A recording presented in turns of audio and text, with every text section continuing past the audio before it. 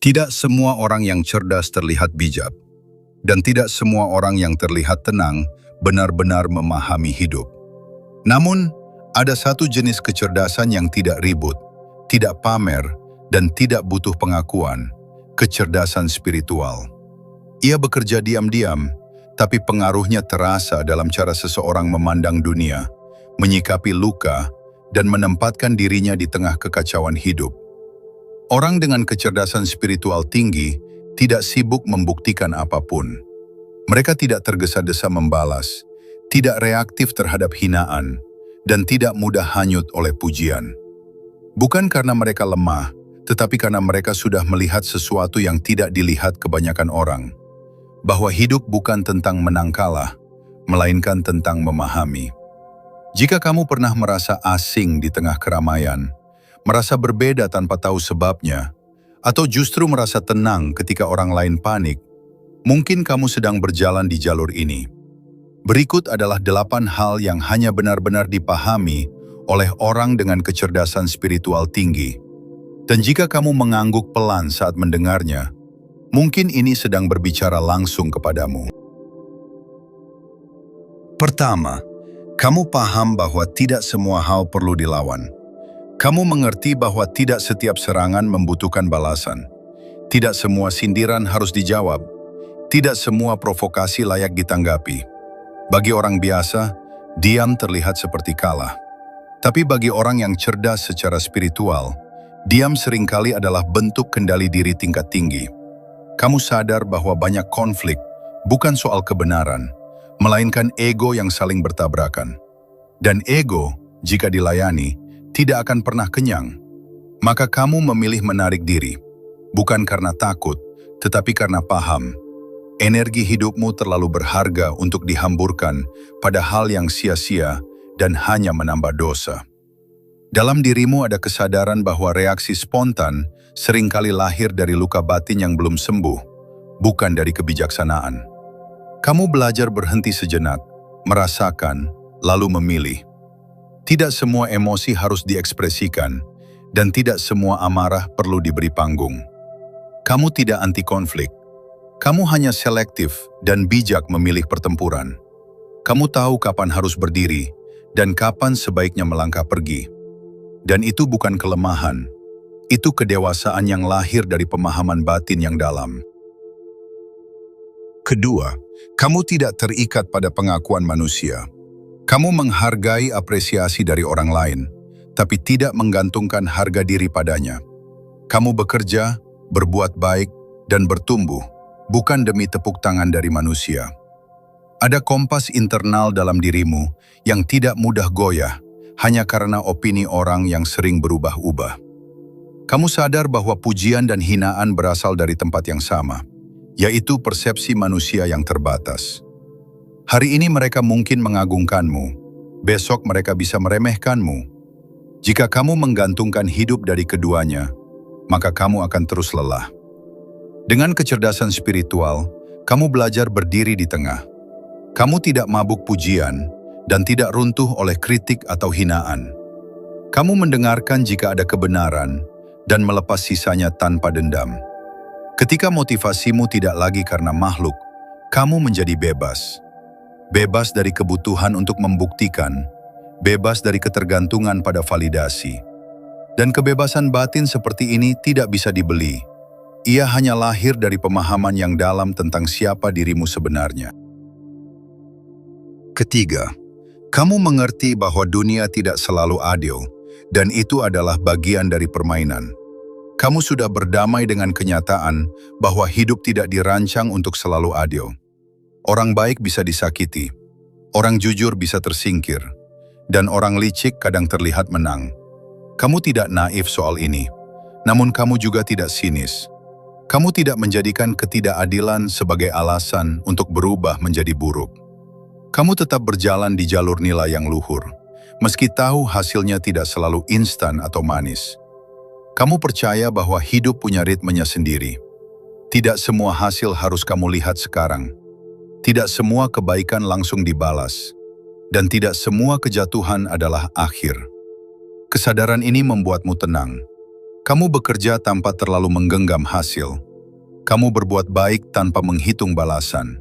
Karena kamu tahu, kedamaian batin adalah hadiah terbesar yang hanya bisa dimiliki oleh orang-orang yang berjalan di jalan kebenaran dan kebajikan.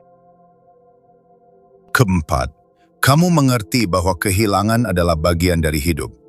Kamu tidak kaget ketika sesuatu pergi dari hidupmu.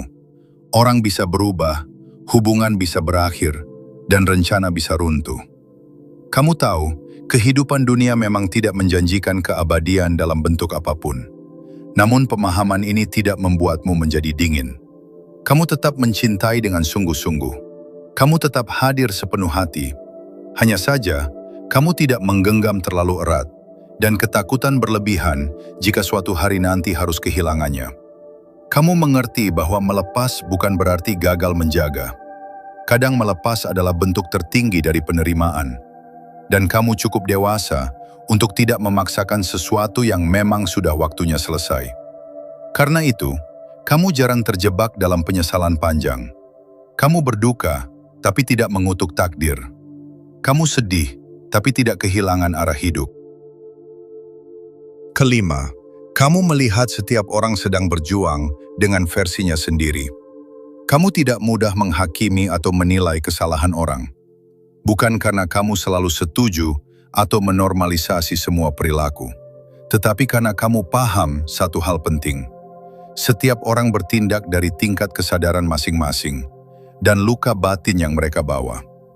Kamu melihat bahwa reaksi seseorang seringkali lebih banyak berbicara tentang isi batinnya daripada tentang situasi yang sedang terjadi.